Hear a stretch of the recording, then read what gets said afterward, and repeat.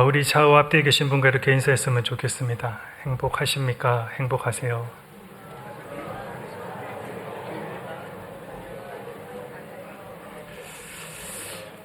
네, 여러분 정말 행복하십니까? 이미 돌아가셨지만 미국의 목회자이자 작가였던 팀 켈러 목사님께서 자신이 쓴 책 하나님을 말하다라는 그 책에 이런 질문을 우리들에게 던졌습니다. 왜 사람들은 원하는 것을 다 가지고도 행복하지 않을까? 여러분이 이 질문에 얼만큼 공감하십니까? 그러면서 현대인의 삶을 이렇게 묘사했습니다. 우리는 더 많은 것을 가지면 행복해질 것이라고 믿는다. 더 좋은 직장, 더 넓은 집, 더 안정된 노후, 더 건강한 몸. 그런데 실제로 그것들을 하나씩 갖추어 가다 보면 마음 깊은 곳에 채워지지 않는 빈자리가 있다. 오히려 하나를 얻으면 또 다른 불안이 시작된다. 그러면서 팀 켈러 목사님은 이것이 단순히 욕심의 문제가 아니다라고 이야기합니다. 그러면 무엇이 문제란 말입니까? 바로 인간이 만들어진 목적 밖에서 살고 있는 그 이유 때문이다라고 했습니다. 저는 이 문장을 읽고 오랫동안 생각에 잠겼습니다. 만들어진 목적 밖에서 살아가고 있다. 이것이 우리 신앙의 가장 솔직한 자아상이 아닐까 하는 생각이 들었기 때문입니다. 예수님을 믿는다고 하면서도 여전히 그 목적 밖에서 살고 있는 우리들의 모습이 있더라라는 것입니다. 오늘 이 자리에 오시기까지 각자의 한 주가 있으셨을 겁니다. 그 한 주 여러분들은 어떻게 보내셨습니까? 혹시 이런 마음이 없으셨습니까? 별로 힘든 일은 없었던 것 같은데 왠지 마음이 불안합니다. 그렇게 부족한 것도 없었던 것 같은데 채워지지 않는 허전함이 있습니다. 편안한 듯 보이는데 평안하지가 않습니다. 예배는 드리는데 예배가 끝나고 집에 가면 아무것도 달라지지 않은 것 같은 느낌을 받게 됩니다. 이것은 오늘 우리의 이야기입니다. 그렇다면 왜 편안한데 평안하지 않을까요? 왜 예배를 드리는데 달라지는 것이 없습니까? 그 답이 오늘 본문에 있습니다. 그리고 그 답의 첫 번째 단어가 바로 화평이라는 단어입니다. 우리에게 없는 것이 평안이라면 그 평안이 흘러나오는 뿌리가 무엇인지부터 알아야 한다는 것입니다. 그래서 오늘 본문 1절에 바울은 이렇게 선언하고 있습니다. 하나님과 더불어 화평을 누리고 있습니다. 이 말씀이 제대로 우리들에게 들리려면 먼저 그 이전 우리의 상태가 어떠했는지를 우리는 알아야 합니다. 복음이 오기 전 하나님과 우리의 관계는 어떤 상태였습니까? 성경은 이것을 이렇게 표현합니다. 로마서 5장 10절 말씀에 우리가 하나님과 원수 되었을 때. 여러분, 이 표현이 좀 강하게 느껴지실지 모르겠습니다. 그런데 이것이 복음 이전 우리의 정확한 상태입니다. 이것은 우리가 착한 사람이냐 나쁜 사람이냐의 문제가 아닙니다. 그것보다 더 근본적인 이야기를 우리들에게 하고 있습니다. 인간이 하나님의 자리에 자기 자신을 올려놓는 것, 내가 내 삶의 주인이고 내가 판단하고 내가 결정하겠다라는 그 태도, 바로 그것이 죄의 본질입니다. 그리고 그 결과로 하나님과 우리 사이에 근본적인 단절이 생겼습니다. 그 단절이 바로 우리 안에 있는 허전함의 뿌리라는 것입니다. 그러니 이 세상을 살아가는 모든 사람들이 아무리 좋은 것으로 자기 자신을 채워도 채워지지 않는 이유가 바로 여기에 있는 것입니다. 팀 켈러가 말한 만들어진 목적이 무엇입니까? 그것은 하나님과의 관계 안에 살아가는 것입니다. 그런데 그 관계가 끊어져 버렸다라는 것입니다. 하지만 여기서 놀라운 반전이 시작됩니다. 하나님이 먼저 움직이십니다. 원수된 우리를 위해 먼저 화해의 손을 내미셨습니다. 아들을 보내시고 십자가를 지게 하셨습니다. 그것이 바로 복음입니다. 생각해 보십시오. 원수에게 먼저 손을 내미는 것이 얼마나 어려운 일입니까? 우리는 내가 잘못을 해도 상대방이 먼저 사과해야 한다라고 생각합니다. 우리가 먼저 돌아오지 않았습니다. 우리가 아직 하나님과 원수 되었을 때, 다시 말해 우리에게 아무 자격이 주어지지도 않았을 때 하나님이 먼저 우리를 찾아오셨습니다. 그 이유가 무엇입니까? 우리가 괜찮은 존재여서가 아니라 하나님이 사랑이시기 때문입니다. 그리고 그 끊어졌던 관계가 예수 그리스도의 십자가 위에서 다시 회복됩니다. 전쟁이 끝났다라는 선언입니다.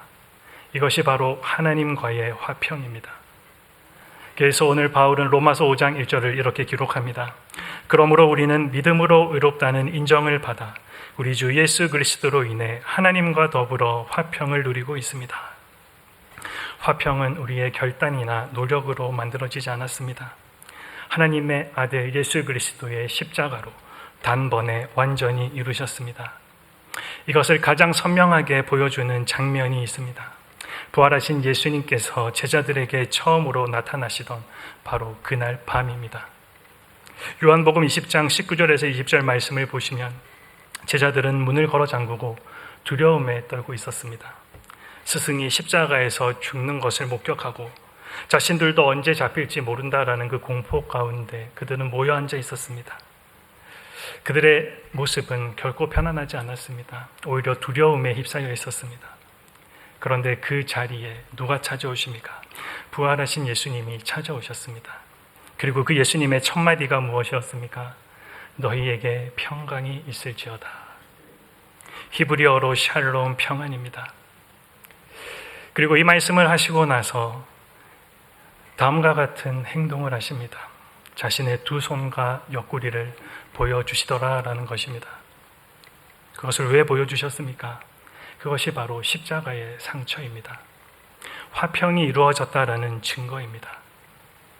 여러분들, 여기서 제자들이 평안을 얻기 위해 무언가 조건을 충족한 것이 있습니까? 아무리 찾아봐도 없습니다. 스승을 버리고 달아났던 자들입니다. 그런데 그 버림받은 주님이 다시 오셨습니다. 이것이 바로 은혜입니다.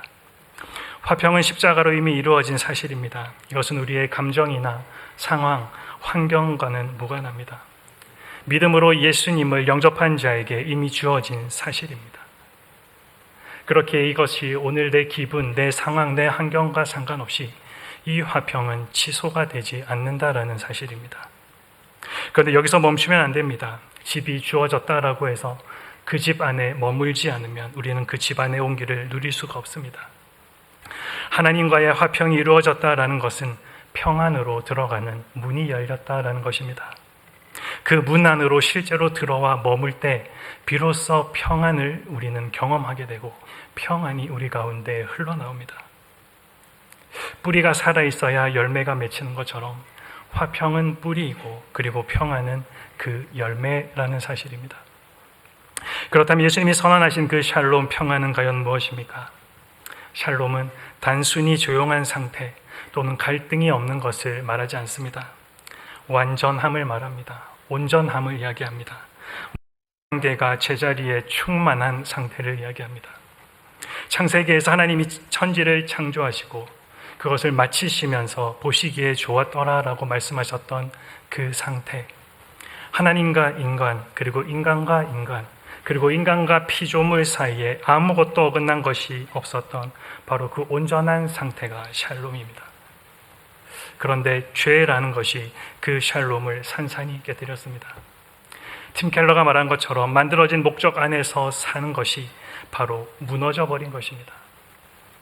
그 깨어지고 무너진 샬롬을 회복하시기 위해 예수님이 오셨습니다. 예수님이 십자가를 앞두신 그 밤, 체포되기 불과 몇 시간 전에 제자들에게 마지막으로 이 말씀을 남기셨습니다. 요한복음 14장 27절입니다. 내가 너희에게 평안을 주고 간다. 곧 내 평안을 너희에게 준다. 내가 주는 평안은 세상이 주는 것과 같지 않다.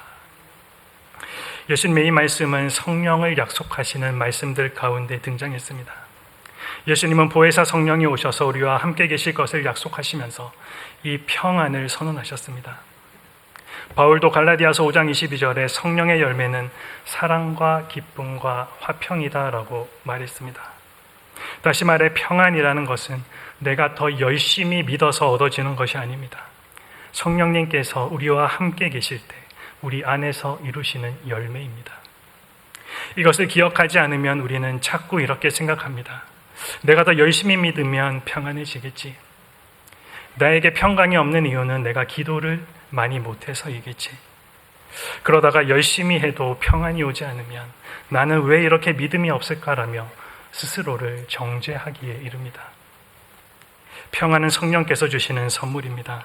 우리가 할 일은 성령께서 역사하실 수 있도록 방해물을 걷어내고 주님 안에 거하는 것입니다. 편안과 평안은 다릅니다. 예수님은 내가 주는 평안은 세상이 주는 것과 같지 않다라고 분명하게 말씀하셨습니다. 여러분, 세상이 주는 평안이 무엇입니까? 건강하면 됩니다. 돈이 있으면 됩니다. 원하는 것을 이루면 됩니다. 사랑하는 사람들이 내 곁에 있으면 되는 것입니다. 그런데 이것들은 모두 조건이 붙어 있습니다. 건강하면, 돈이 있으면, 문제가 없으면. 그리고 이런 조건들이 언제든 무너질 수 있다는 것을 우리는 얼마나 많이 경험했습니까? 그 문제만 해결되면 될 줄 알았는데 해결되고 나니 또 다른 문제가 우리 앞을 막아섭니다. 원하던 것을 이루고 나면 참 마음이 기쁘고 좋을 줄 알았는데 기대했던 것과 달리 공허해지더라라는 것입니다. 아무것도 부족함이 없는 것 같은데 잠을 이루지 못하는 저녁이 우리 각자에게 있었습니다. 이것이 바로 세상이 주는 평안의 한계입니다. 성경은 편안한 삶을 우리들에게 약속하지 않았습니다. 우리는 이것을 분명하게 기억해야 합니다. 바울을 보십시오. 누구보다 열심히, 정말로 누구보다 깊이 하나님을 사랑했던 사람입니다. 그런데 그가 그의 삶을 어떻게 기록하고 있는 줄 아십니까? 고린도후서 11장 23절 말씀입니다. 나는 수고도 많이 하고 매도 수없이 맞고 감옥살이도 많이 하고 죽을 고비도 여러 번 넘겼습니다. 여러분, 바울이 뭔가 잘못 믿어서 이러한 삶의 결론에 이른 것입니까? 제대로 믿었기 때문에 그가 경험했던 일들입니다. 예수님을 따르는 삶은 편안한 삶이 아닙니다. 어떤 의미에서는 사실 예수님을 알기 전보다 우리의 삶이 더 불편해집니다. 하나님을 알고 나면 전에는 아무 거리낌 없이 했던 일들이 마음속에서 걸리기 시작합니다. 그냥 웃어 넘어갔던 말에 더 이상 웃을 수가 없습니다. 무조건 자신에게 이익이 되는 방향으로 합리화했던 결정들이 이제는 불편해집니다. 용서하지 않아도 됐던 사람들을 이제는 용서해야 합니다. 내 돈, 내 시간, 내 에너지를 내 마음대로 쓸 수가 없습니다. 못하는 것이 더 많아지더라라는 것입니다. 예수님의 말씀이 정확합니다. 누가복음 9장 23절입니다. 누구든지 나를 따르려면 자기를 부인하고 날마다 자기 십자가를 지고 따라야 한다. 날마다 자기 십자가를 지는 삶, 그것은 결코 쉬운 삶이 아닙니다. 자기를 부인하는 것, 그것은 우리의 본성과 정반대로 달려나가는 것과 마찬가지입니다. 그래서 실제로 우리의 삶이 편안하지 않습니다. 예수님은 이 불편함을 숨기지 않으셨습니다. 처음부터 우리들에게 말씀하십니다. 내가 너희를 편하게 살게 해주겠다라고 부른 게 아니다. 십자가를 지고 따르라라고 부르셨다라는 사실입니다. 그렇다면 왜 그 불편한 길을 우리가 가야 하는 것입니까? 왜 자기를 부인해야 합니까? 왜냐하면 그 길이 평안으로 들어가는 문이기 때문에 그렇습니다. 자기를 내려놓는 그 자리에서 성령께서 우리에게 평안을 부어주십니다. 편안함을 잃는 그 자리에서 평안을 얻게 되더라라는 것입니다. 바울이 그 불편하고 고통스러운 자리에서 마지막으로 어떤 고백을 우리들에게 남기고 있습니까? 빌립보서 4장 11절에서 12절 말씀입니다. 내가 궁핍함으로 이런 말을 하는 것이 아닙니다 라고 시작하면서 내가 자족하는 법을 배웠습니다. 그리고 모든 형편에 처하는 비결을 배웠습니다. 여러분, 비결을 배웠다. 저는 이 고백 앞에 오랫동안 머물렀습니다. 평안이 자동으로 주어지는 것이 아니구나. 어떤 상황 가운데 처하든 하나님 안에 머무르는 법을 배우는 거구나. 바로 바울은 감옥 안에서 매를 맞으면서 몸으로 그것을 배웠다 고백합니다. 그렇게 배운 평안이 무엇입니까? 우리가 잘 아는 말씀입니다. 빌립보서 4장 6절에서 7절 말씀 우리 다 함께 한번 읽어보겠습니다. 아무것도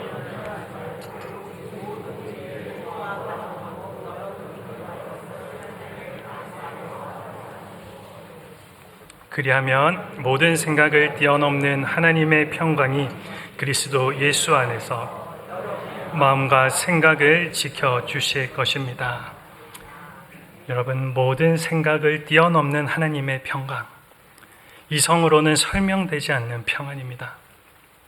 상황은 결코 좋지가 않습니다. 내가 가진 환경은 결코 좋지가 않습니다. 그런데 마음이 고요한 것, 이유를 잘 모르겠는데 안심이 되는 것, 바로 그것입니다. 그리고 그것은 예수 그리스도 안에서 성령을 통해 우리들에게 오게 됩니다. 고통 속에서 그것이 어떻게 가능하다라는 말입니까? 삶 속에서 그것을 몸소 경험한 이가 있습니다. 바로 데이비드 리빙스턴입니다. 19세기 영국의 선교사입니다. 그는 평생 아프리카를 걸으며 복음을 전했습니다. 그런데 그런 그가 마주한 현실은 너무나도 가혹했습니다. 그는 말라리아에 27번 이상 걸립니다. 한쪽 팔은 사자에게 공격당해서 영구적으로 손상됐습니다. 사랑하는 아내는 그 아프리카 땅에서 자기보다 먼저 세상을 떠났습니다. 눈에 보이는 그의 삶은 결코 편안하지가 않았습니다. 그런데 그런 그가 아내의 무덤 곁에서 혼자 남겨진 가장 깊은 외로움의 순간에 이렇게 고백했습니다. 두려워하지 마라. 내가 세상 끝날까지 너희와 함께 있겠다고 하신 분의 약속은 신사의 약속이다. 그분은 반드시 지키신다. 여러분, 그는 편안하지 않았습니다. 그러나 평안이 있었습니다. 어떻게 그것이 가능했습니까? 상황이 그를 규정할 수 없는 자리, 환경이 그를 규정할 수 없는 그 자리, 하나님 안에 있었기 때문입니다. 그것이 오늘 바울이 말하고 있는 모든 생각을 뛰어넘는 하나님의 평강입니다. 편안은 좋은 상황에서 오지만 평안은 하나님 안에 머물 때 우리들에게 오는 것입니다. 그런데 여기서 질문이 하나 생깁니다. 평안이 하나님 안에 머물 때 온다라고 했는데 지금 내게 평안이 없다면 어떻게 해야 합니까? 상황을 바꿔야 합니까? 아니면 더 열심히 믿어야 합니까? 먼저 한 가지를 분명히 기억해야 합니다. 평안이 없다고 해서 모든 같은 이유가 있는 것이 아닙니다. 우리가 잘 아는 욥은 어느 누구보다 하나님 앞에서 바르게 살았지만 극심한 고통 속에서 평안을 잃었습니다. 우리도 때로는 심한 피로와 질병, 깊은 슬픔이 우리에게서 평안의 마음을 앗아가기도 합니다. 이럴 때는 사실 전문적인 도움을 구하는 것도 지혜입니다. 그러나 그런 경우가 아닌데 혹 지금 내 마음 가운데 평안이 없는 것처럼 느껴지신다면 우리가 가장 먼저 어디를 봐야 하겠습니까? 많은 분들이 상황을 바라봅니다. 이것만 해결되면 평안해질 것이다 라고 생각합니다. 그런데 그 문제가 해결되어도 평안은 오지 않습니다. 왜냐하면 문제는 다른 곳에 있기 때문입니다. 문제는 상황에 있지 않습니다. 우리가 가장 먼저 바라봐야 할 것은 바로 하나님과의 관계입니다. 평안은 하나님과의 화평에서 흘러나오는 것입니다. 그 화평 안에 실제로 우리가 머물 때 평안이 옵니다. 그러므로 지금 평안이 없다라는 것은 하나님이 주신 화평을 충분히 누리지 못하고 있다라는 신호가 된다라는 사실입니다. 그렇다면 무엇이 하나님과 우리 사이를 어렵게 만들고 있습니까? 이사야 선지자가 이것을 우리들에게 분명하게 지적합니다. 이사야서 59장 2절 말씀입니다. 여기 말씀을 보시면 두 가지를 이야기합니다.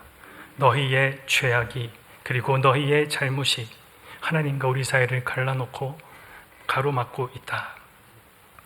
여러분, 방 안에 있는 커튼을 한번 떠올려 보십시오. 빛은 여전히 있습니다. 그러나 두꺼운 커튼이 드리워지면 방 안으로 빛이 들어오지를 못합니다. 하나님은 변함없이 그 자리에 서 계십니다. 그런데 죄가 우리와 그분 사이에 드리워져 있으면 그분이 멀게만 느껴지고 평안이 우리 안에서 사라지더라라는 것입니다. 우리는 이것을 우리 일상 가운데서 너무나도 쉽게 경험하면서 살아갑니다. 출근길에 누군가의 SNS를 보다가 시기심이 올라옵니다. 또 자동차를 바꿨네. 또 골프채를 바꿨네. 이렇게 근사한 데서 저녁을 먹네. 오늘 별것 아닌 것 같아서 그냥 넘깁니다. 직장에서 갈등이 있었는데 내가 옳다는 확신으로 마음속에 상대방에 대한 미움을 키워갑니다. 가족에게 상처를 줬는데 미안하다라는 말 대신에 자기 합리화를 선택합니다. 기도 시간에 하나님보다 내 걱정과 내 계획이 더 크게 자리를 차지합니다. 여러분, 작은 시기심, 작은 미움, 그리고 합리화, 일상의 걱정, 사실 우리는 이것들을 그렇게 대수롭지 않게 생각합니다. 작은 것이니까 괜찮다라고 생각한다라는 것입니다. 하지만 성경은 다르게 말합니다. 아가서 2장 15절 말씀을 보십시오. 작은 여우들이 포도원을 망친다 기록합니다. 여러분, 아름다운 포도원을 망치는 것은 큰 것이 아닙니다. 눈에 잘 띄지 않는 작은 것들이라고 우리들에게 지적합니다. 야고보서 1장 15절 말씀을 보십시오. 욕심이 잉태해 죄를 낳는다. 죄가 자라 사망에 이르게 된다. 우리는 욕심을 큰 죄라고 생각하지 않습니다. 그냥 그것은 마음의 문제가 아닌가 그렇게 생각하고 넘어갑니다. 그런데 성경은 분명히 경고합니다. 그 작은 시기심, 그 작은 욕심, 그것들이 쌓이고 자라날 때 하나님과 우리 사이를 가로막는 커튼이 된다라는 사실을 지적합니다. 그래서 어느 순간 우리에는 이런 느낌이 올 때가 있습니다. 왜 이렇게 기도가 막힌 것 같은가? 왜 이렇게 하나님의 말씀이 들리지 않는가? 왜 이렇게 예배가 예전 같지 않은가? 여러분, 이것은 바로 커튼이 들어져 있을 때 나타나는 증상입니다. 그리고 또 하나, 내가 삶의 주인 자리에서 내려오지 않는 것입니다. 내 걱정과 불안, 내 욕심과 계획이 하나님과 나 사이를 가득 채우고 있다면 그분이 주시는 평안이 들어올 자리가 없습니다. 예수님의 말씀을 다시 봅니다. 누가복음 9장 23절 말씀에 누구든지 나를 따르려면 자기를 부인하고 날마다 자기 십자가를 지고 따라야 한다. 자기를 부인하는 것, 자기 비하가 아닙니다. 내가 삶의 주인 자리에서 내려오는 것입니다. 내 기분과 욕구 판단이 모든 것의 기준이 되는 그 자리에서 내가 내려오는 것입니다. 그리고 날마다 십자가를 지라. 우리는 예배당에서 이 십자가를 바라봅니다. 우리는 바라보는 십자가에 익숙해져 있습니다. 그런데 예수님은 십자가를 바라보라라고 말씀하신 적이 없습니다. 지라고 말씀하셨습니다.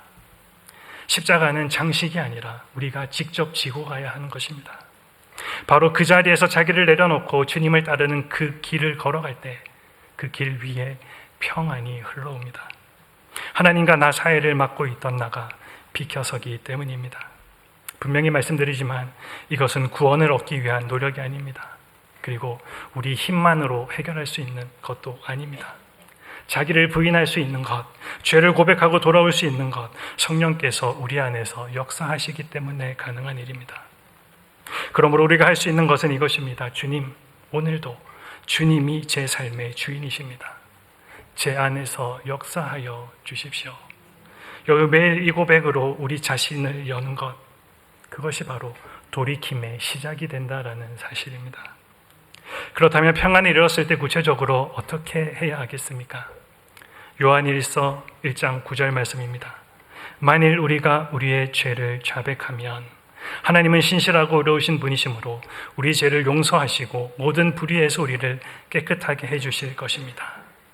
숨기지 말고 합리화하지 말고 고백하라 우리들에게 이야기합니다. 그대로 하나님 앞에 가지고 나오라 말씀합니다. 그때 드리워져 있던 커튼이 걷힙니다. 다시 그분의 얼굴이 보이기 시작합니다. 그리고 그 자리에 다시 평안을 우리는 누리게 됩니다. 이 길을 먼저 걸어간 사람이 있습니다. 바로 본 해퍼입니다. 히틀러의 나치 정권에 저항하다 처형된 신학자입니다. 감옥 안에서 그는 자신의 죽음을 앞두고 이렇게 기록했습니다. 나는 하나님으로부터 멀리 있을 때가 있다. 그러나 나는 안다. 하나님이 멀리 계신 것이 아니라 내가 하나님으로부터 멀어진 것임을. 그는 평안을 잃었을 때 그 원인을 환경에서 찾지 않았습니다. 먼저 자기 자신을 들여다봤습니다. 그리고 하나님께 다시 돌아왔습니다. 처형 전날 밤에 그 감방 동료들과 함께 예배를 인도했습니다.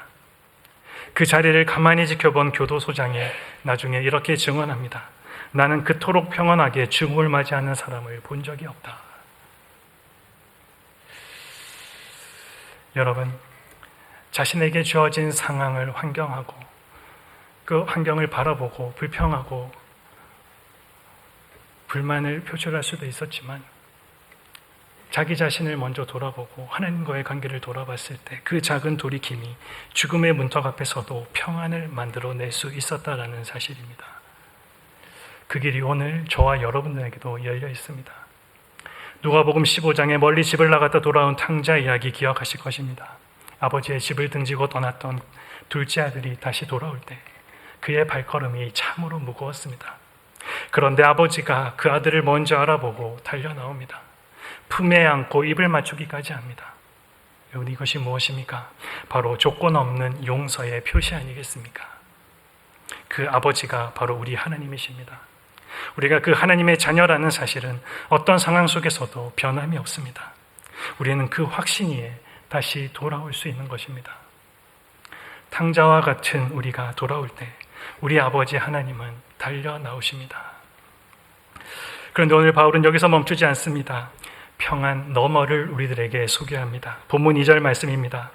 또한 우리는 그분으로 인해 우리가 믿음으로 서 있는 이 은혜에 들어감을 얻었으며 하나님의 영광을 바라며 기뻐합니다. 이 짧은 한 구절에 세 가지가 들어 있습니다. 은혜에 들어감을 얻는다. 여기서 들어감이라는 단어는 왕의 접견실로 들어가는 것, 즉 언제든 하나님 앞에 나아갈 수 있는 자격을 얻은 것을 의미합니다. 우리는 문 밖에서 손을 내밀고 구걸하는 자가 아닙니다. 이미 그 왕과 함께 그 왕의 자녀로 은혜를 누리고 있다라는 사실입니다. 그리고 그 자녀들은 하나님의 영광을 바라봅니다. 바울이 말하고 있는 기쁨은 감정적인 기쁨이 아닙니다. 확신입니다. 앞을 바라보는 기쁨입니다. 여기서 바란다라는 것은 아직 이루어지지 않은 것을 향해서 기대 속에서 기다림을 이야기합니다. 하나님의 영광을 바라볼 그날, 모든 것이 온전히 회복될 그날을 향한 소망입니다. 이 소망이 참으로 어렵고 힘든 이 현실을 이겨내게, 버텨내게 하는 힘이 된다라는 사실입니다. 이것을 우리들에게 잘 보여주는 한 인물이 있습니다. 바로 C.S. 루이스입니다. 순전한 기독교라는 책을 기록했던 C.S. 루이스가 그는 오랫동안 무신론자였습니다. 그런데 그의 마음에 풀리지 않는 것이 하나 있었습니다. 아름다운 음악을 듣거나 석양을 바라볼 때, 혹은 어떤 책의 좋은 문장을 읽을 때 이유를 알 수 없는 깊은 그리움이 그의 마음속에 있었습니다. 그래서 그 그리움이 무엇으로부터 오는지 찾기 위해서 책도 읽고 또 그가 할 수 있는 모든 노력들을 다했습니다. 그러나 그것들은 그의 갈망을 온전히 채워주지 못했습니다. 시간이 지나고 그는 자신의 깨달음을 이렇게 기록합니다. 만약 내 안에 이 세상의 어떤 것으로도 채워지지 않는 갈망이 있다면 가장 타당한 설명은 내가 다른 세계를 위해 만들어졌다는 것이다. 이게 무슨 이야기인지 아시겠습니까? 우리 안에 있는 허전함, 이 세상의 어떤 것으로도 완전히 채워지지 않는 그 그리움의 빈자리는, 그것은 결함이 아닙니다. 하나님의 영광을 향해 나아갈 수 있도록 우리를 부르는 초대장이다라는 사실입니다. 그래서 바울은 마지막에 그래서 기뻐한다 말합니다. 확신에서 오는 기쁨, 화평이 이루어졌다라는 확신, 은혜 안에 서 있다라는 그 확신, 하나님의 영광이 기다리고 있다라는 그 확신이 기쁨이 됩니다. 그래서 이 기쁨은 상황이 흔들려도 사라지지 않는 것입니다. 평안이 지금 여기서 하나님 안에 머무르는 것이라면 기쁨이라는 것은 앞을 향해 나아가는 힘이 됩니다. 편안한 삶을 기대하며 사는 사람과 이 하나님의 영광을 바라보며 사는 사람은 지금 우리에게 주어진 삶을 완전히 다르게 살아가지 않겠습니까? 설교를 시작할 때 팀 켈러의 질문을 드렸습니다. 왜 사람들은 원하는 것을 다 가지고도 행복하지 않을까? 여러분, 이 질문에 대한 대답이 여러분들은 보이십니까? 편안은 상황이 줍니다. 그러나 평안은 오직 주님만이 주십니다. 그리고 그 평안은 현재에 머문 데서 그치지 않습니다. 하나님의 영광을 향해 앞을 바라보며 기뻐하는 자리로 우리를 인도합니다. 지금 우리가 살아가는 이 시대는 성공의 기적은 있지만 기쁨이 없는 시대입니다. 원하는 것을 채워도 채워지지 않는 시대입니다. 그 빈자리를 여러분, 그 편안함으로 채우려고 우리는 얼마나 많은 노력을 했습니까? 그리고 얼마나 많이 실패를 반복했습니까? 여러분, 지금 어떤 자리에 서 계십니까? 허전함의 자리입니까? 두려움의 자리입니까? 무너진 자리입니까? 바로 그 자리에서 오늘 예수님께서 말씀하십니다. 너희에게 평강이 있을지어다. 혹시 오늘 이 자리에 아직 예수님을 잘 모르시는 분이 계신다면 오늘 말씀이 바로 여러분을 향한 초대장입니다. 예수님을 알고 있지만 여전히 세상이 채워주지 못하는 빈자리를 가지고 있는 분이 계시다면 이 세상 어떤 것으로도 완전히 채워지지 않는 그 갈망, 우리 하나님만이 채워주실 수 있습니다. 화평은 이미 이루어졌습니다. 문도 이미 열려 있습니다. 그 은혜 안에 서십시오. 성령께서 오늘도 우리를 그 자리로 이끄십니다. 영광을 향해 달려가도록 우리를 인도하십니다. 그분 안에 비로소 머물 때 세상이 줄 수 없는 평안이 우리 안에 시작됩니다. 이 하나님의 사랑과 은혜, 축복을 누리며 평안 가운데 살아가는 복된 걸음 되시기를 주님의 이름으로 축복합니다. 기도하겠습니다. 하나님, 오늘 이 말씀 앞에 서니 우리의 민낯이 드러나는 듯합니다. 우리는 편안을 원하며 살아왔습니다. 그런데 하나님이 주시려는 것은 평안이었음을 다시 한번 기억합니다. 예수 그리스도의 십자가로 화평이 이루어졌는데 우리는 그 화평 안에 제대로 머물지 않았음을 보게 됩니다. 죄가 커튼을 들이었고 또 삶의 주인 자리를 내어드리지 않았습니다. 오늘 다시 이 말씀 앞에 하나님 앞으로 나아갑니다. 세상이 줄 수 없는 그 평안, 모든 지각에 뛰어난 그 평강으로 우리의 마음과 생각을 지켜주시옵소서. 예수님의 이름으로 기도합니다.